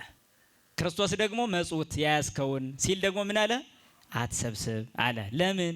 በዚህ በምድር ላይ የሚጠፋ ነው አለ። አየህ፣ በቃኝ ሳትል ትሰበስባለህ፣ ከዛ በኋላ ደግሞ ትመጸውታለህ ማለት ነው። ሲኖርህ ነው የምትሰጠው ነው። ለዛ ነው ሲራክ እንድንሰራ ነገረን፣ ክርስቶስ እንድንሰጥ ነገረን። ክርስቶስ እንድንሰጥ የነገረን የሌለንን ነው እንዴ? ያለንን እኮ ነው። አየህ፣ ስለዚህ መጻሕፍት ሲስማሙ ሰዎች ተለያይተው ቀሩ። መጽሐፍና ሰው ተለያየ፣ መጽሐፍና መጽሐፍ ግን ተገናኘ። አየህ፣ በቃኝ ሳትል ትሰበስባለህ፣ በቃኝ ሳትል ትሰጣለህ ማለት ነው ምስጢሩ። ሳትሰበስብ እንዴት አድርገህ ትሰጣለህ? ሳይኖርህ እንዴት አድርገህ ትሰጣለህ? አየህ፣ ቁጠባና ምጽዋት የሚጣሉ የሚመስላቸው ሰዎች አሉ። አይጣሉም። ቁጠባ የአባካኝነት ጠላት እንጂ የምጽዋት ጠላት አይደለም። የምትቆጥበው ለመስጠት ነው፣ ለመመጽወት ነው። ይሄ መታወቅ መቻል አለበት ነው። ታዲያ ኑሮ ውድነትን በተመለከተም ስናይ ኑሮ ውድነት ራሳችንን የምንፈጥረው እንግራችሁ፣ ራሳችንን የምንፈጥረው ለማይገባ ሁሉ ወጪ ስለምናወጣ፣ ለማይገባ ሁሉ ማለት ወጪ ስለምናወጣ።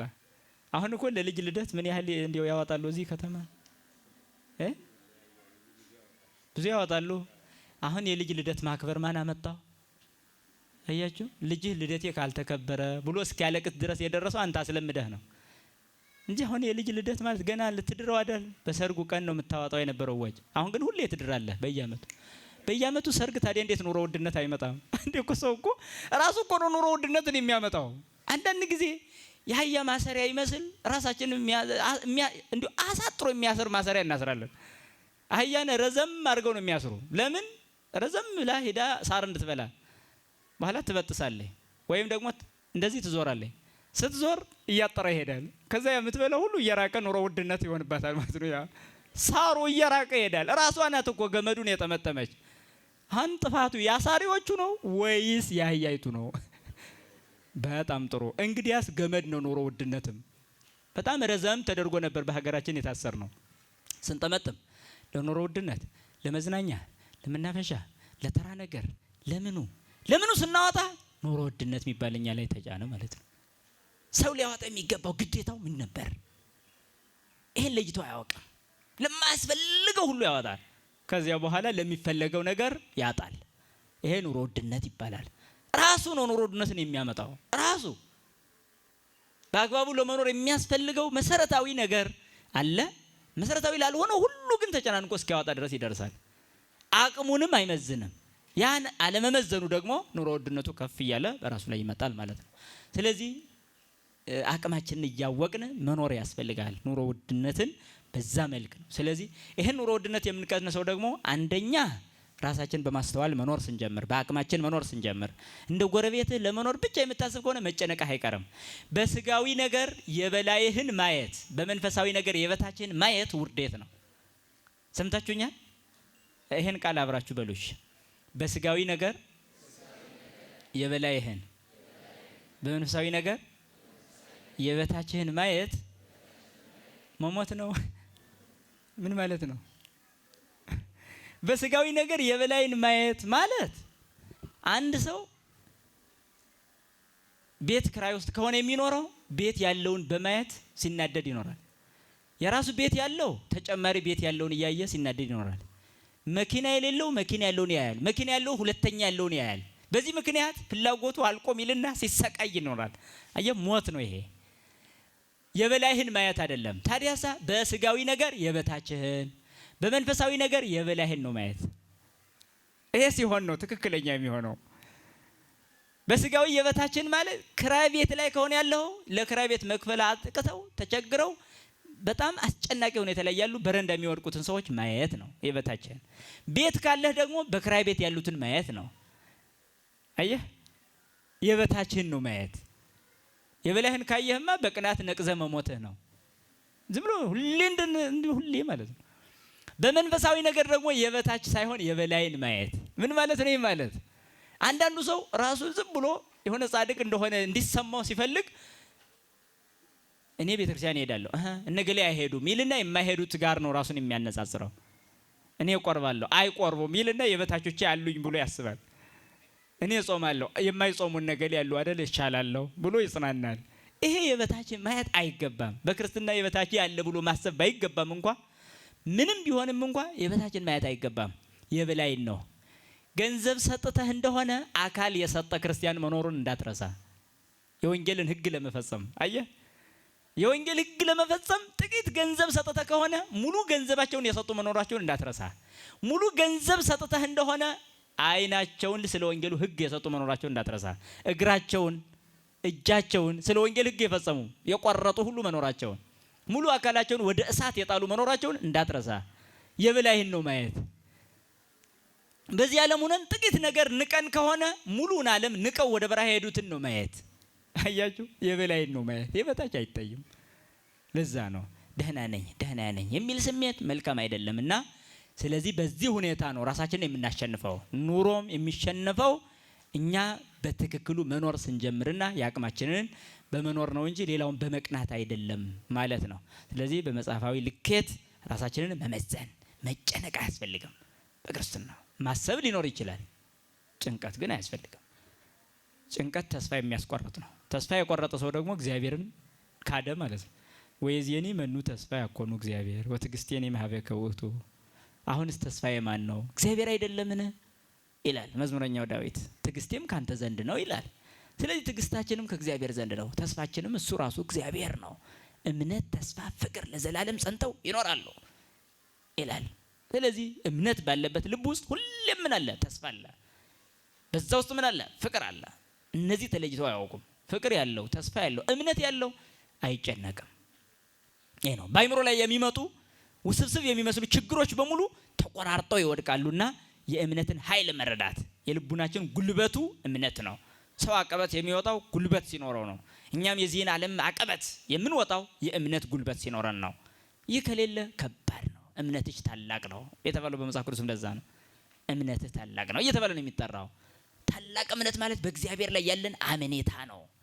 አመኔታ ነው። እሱን ማሰብ አለብን። ስለዚህ በኢኮኖሚ አቅማችን ማድገን፣ የኑሮ ውድነቱን ደግሞ አሸንፈን ተባብረን ተደጋግፈን መኖር። የሚቸገር ሰው ማየት የለባቸውም በፍጹም። መንገዱ የተከፈተላችሁ የበለጠ ስሩ፣ ላልተከፈተላቸው አሳዩ፣ ተደጋገፉ። ክርስትና ይሄ ነው። ይሄ በሌለበት ግን ዋይ እያልክ እያለቀስክ ብዙ ያለህም ሳትደሰት ጥቂት ያለህም ሳትኖር እንዲሁ ታልቃለህ። ተግባባን? አዎ ብላችሁኛል። እሺ እንደሄድኩ ደውዬ እጠይቃለሁ። እኔ ምን እየሆነ ነው? ተመዝግባችኋል? እንደተመዘግባችሁ ምን እንደሰራችሁ ቀጣይ እስከ ቀጣይ ዓመት ድረስ እያንዳንዱ ምን ላይ ነው ያለው የሚለው ነገር መፈተሽ አለበት። በመንፈሳዊ ሕይወቱም በኢኮኖሚ አቅምም መታየት መቻል አለበት። ስለዚህ ሀብት አያስኮንንም አይደል? አያስኮንንም። ሀብት ከሃይማኖት ጋር ሲሆን ከምግባር ጋር ሲሆን የበለጠ ዕቅበተ እምነትም የሚጠብቅልን ነው የሚለውን ነው። ለነበረን ጊዜና ሰዓት አምላካችን የተመሰገነ ይሁን።